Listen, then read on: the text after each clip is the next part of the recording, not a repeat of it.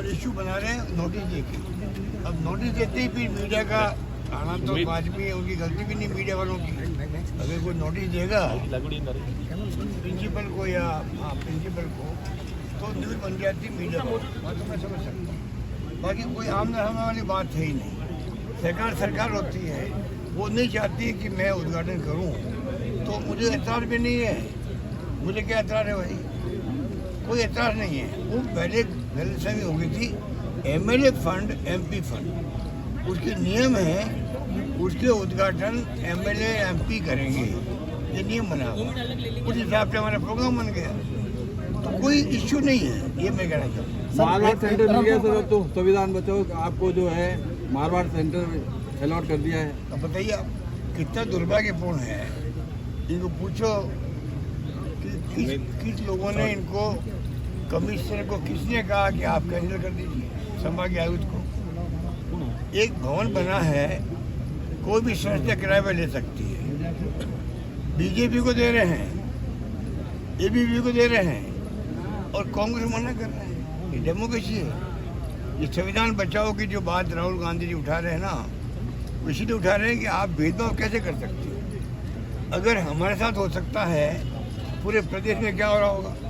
पूर्व मुख्यमंत्री जिसने भवन बनवाया ये मारवाड़ इंटरनेशनल सेंटर, मैंने मेरे वक्त बनवाया बड़े शौक से, मुझे मना करे आने के लिए वहाँ पर।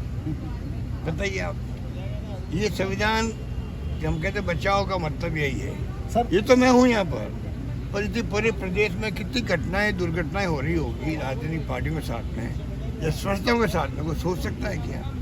ये तमाम जो है मुख्यमंत्री को समझना चाहिए, ये तमाम सरकार के खिलाफ बातें जाती है। मुख्यमंत्री जी भी सवाल उठते हैं, भाई आप रोक क्यों नहीं रहे हो। या तो कोई षड्यंत्र, जो मैंने कल कहा कि षड्यंत्र है इनके खिलाफ में, या तो उनको बदनाम करने के लिए जो उनके नीचे के लोग हैं वो जानबूझ के ऐसे फैसले करवाते होंगे अधिकारियों से जिससे कि इशू बने। अब कल वाला बताइए आप, मारवाड़ इंटरनेशनल सेंटर का परमिशन रोक देना दी हुई, वो क्या कहता है। इसका मतलब बिना मतलब बदनामी हुई, सीएमओ की बदनामी हुई। ऊपर से किसने कहा कि ये इसको परमिशन देने कैंसिल कर दो, ये किसने कहा होगा। तो ये स्थिति बनती है, तब हम कहते हैं कि देखिए ये परंपरा अच्छी बात नहीं। सर एक आपके बीजेपी सर संविधान बचाने की बात कर रही है, लोकतंत्र सेनानियों को बचाने की बात। संविधान की धज्जियां ये उड़ा रहे हैं, धज्जियां उड़ा रहे हैं, पूरा देश जानता है। आप सोशल मीडिया सुन लीजिए, क्योंकि मेन मीडिया दिखा नहीं रहा है डर के मारे। जो गोदी मीडिया नाम पड़ गया इनका, आप बोल रहे हैं दिखा रहे हैं, वो अच्छी बात नहीं है। गोदी मीडिया का नाम पढ़ना कोई अच्छी बात तो नहीं है सर। मीडिया निष्पक्ष होना चाहिए। तो सोशल मीडिया में जो सच्चाई आ रही है उसको हमें अप्रिशिएट करना चाहिए। सर एक आपके बयान पर जो है मदन राठौड़ ने ये कहा है कि अशोक गहलोत ने जो कहा है कि उनके साथ षड्यंत्र हो रहा है, उनको बदलने का साजिश रची जा रही है। अशोक गहलोत के कार्यकाल में जो है ये परंपरा चलती थी कि उनको मुख्यमंत्री पद से हटाने के षड्यंत्र होते थे, लेकिन हमारे यहाँ पे रवायत नहीं है। वो षड्यंत्र भी इन्होंने किया है। वो षड्यंत्र नरेंद्र मोदी जी की सरकार के वक्त में अमित शाह जी ने किया, उस वक्त में धर्मेंद्र प्रधान ने किया, गजेंद्र सिंह शेखावत ने किया, ठीक है। इन सब ने मिलकर वो षड्यंत्र किया था, जिसको हमने फेल कर दिया। हिंदुस्तान में एकमात्र सरकार राजस्थान की रही। इन्होंने मध्य प्रदेश सरकार बदल दी, कर्नाटक की बदल दी, महाराष्ट्र की बदल दी, राजस्थान की बदल नहीं पाए। ये तमाम जो षड्यंत्रकारी थे यही लोग थे जिन्होंने रिवोल्ट करवाया हमारी पार्टी के अंदर। पैसे बांटे हैं, ये प्रूफ है मेरे पास में। और क्या क्या बताएं आपको सर, क्या क्या नहीं हुआ है सर, जो जिस तरीके तो जिस प्रकार के हालात बनाए इन्होंने, ये संविधान के माफी क्या किया। आज संविधान दिवस वो मना रहे हैं, क्या मना रहे हैं पता नहीं, क्या नाम रखा है, क्या आपातकाल दिवस, काला दिवस, आपातकाल काला दिवस। पूरे तुम सरकार जो गिरा रहे थे हॉर्स ट्रेडिंग से, महाराष्ट्र में, कर्नाटक में और मध्य प्रदेश में कितना पैसा बांटा होगा, कल्पना नहीं कर सकता आप लोग। कोई 25 करोड़ कह रहा है, कोई 35 करोड़ कह रहा है, कोई 50 करोड़ कह रहा है महाराष्ट्र के लिए। कोई सोच नहीं सकता है कहाँ जा रहा है मुल्क।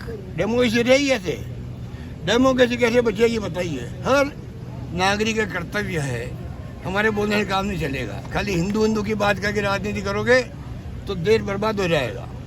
आज सवाल ये है कि आपकी डेमोक्रेसी खत्म हो गई तो क्या होगा देश के अंदर। ये हॉर्स ट्रेडिंग कर रहे हैं सब जगह, हॉर्स ट्रेडिंग करके सरकारें गिरा रहे हैं, तो डेमोक्रेसी कैसे बचेगी। और ये दिवस मना रहे वो, इमरजेंसी लगाई, कुछ गलतियाँ हुई, माफ़ी मांग ली कांग्रेस ने, सजा मिल गई हम लोगों को, हमारी पार्टी सरकार नहीं बना पाई, हार गई।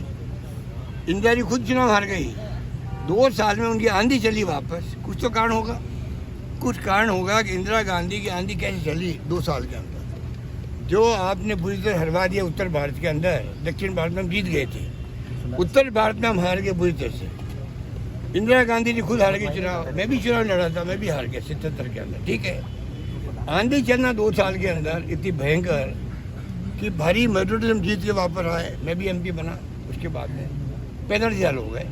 आप मुझे बताइए आंधी क्यों चली वापस। इमरजेंसी की गलती हुई, सॉरी फील कर लिया, खेत पकड़ कर लिया, कुछ गलती हुई होगी, पर उसमें लोग तारीफ भी करते हैं। इतना अनुशासन आ गया, टाइम पे लोग ऑफिस जाते थे, मिलावटखोरी बंद हो गई, करप्शन बंद हो गया।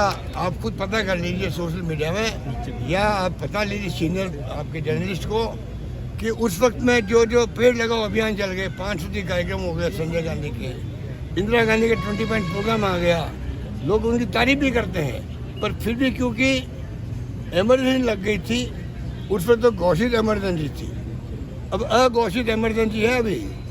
अभी पत्रकारों को, साहित्यकारों को, लेखकों को कितने लोग जेल में बंद हैं, आप लोगों को मालूम ही नहीं है।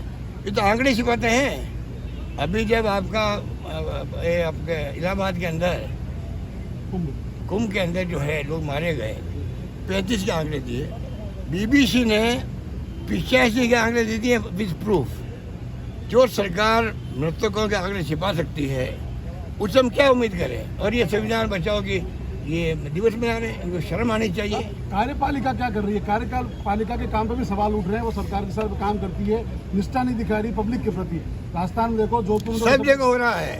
दुखी है पब्लिक, बहुत दुखी है। मुख्यमंत्री समझ नहीं पा रहे हैं, पब्लिक बहुत दुखी है। उनको कंट्रोल करना चाहिए पूरे, अपनी जो अथॉरिटी है मुख्यमंत्री की, उसको उनको पूरी तरह पकड़ करनी चाहिए, जिससे कि ये जो नीचे हो रहा है वो बंद हो जाए, पब्लिक को राहत मिले। पब्लिक को राहत नहीं मिल रही है, पब्लिक इतनी दुखी है कि उनकी कोई सुनवाई नहीं हो रही है। तहसीलदार हो या कोई दूसरा अधिकारी हो, ऐसे जवाब देते हैं, जाके कह दीजिए, ट्रांसफर करवा दीजिए हमारी। आपके MLA की स्थिति है, MLA के लोगों का, MLA को अधिकारी ने कह दिया ऐसे ही चलेगा, ऐसे ही चलेगा, आप मेरी ट्रांसफर करवा दीजिए। इतनी हिम्मत होना बहुत बड़ी बात है। पहले क्या था, इतना भय था अधिकारियों में, अगर हमने ढंग से बात नहीं करी तो ये रात को ट्रेन में बैठेगा, जाएगा 8 सिविल लाइन्स और मेरी शिकायत कर देगा, ये भय था। अब किसके पास जाए। जयपुर में तो दरबारे बंद है सबके, मुख्यमंत्री बात छोड़ो, मंत्री तक नहीं मिलते हैं। स्थिति अब बहुत नाजुक हो गई, मैं मानता हूँ। सर, आपने जो षड्यंत्र की बात की थी आपके कार्यकाल में, आपकी पार्टी से कौन कौन लोग मिल गए थे उनके साथ? नमस्कार सर, आप राजेश पायलट की पुण्यतिथि पे, सर आप राजेश पायलट की पुण्यतिथि पे गए, इसके ऊपर विपक्ष लगातार हमला कर रहा है। राजेंद्र सिंह राठौड़ ने कहा है कि आप उसको इमरजेंसी को लेकर माफी कब मांगोगे? सर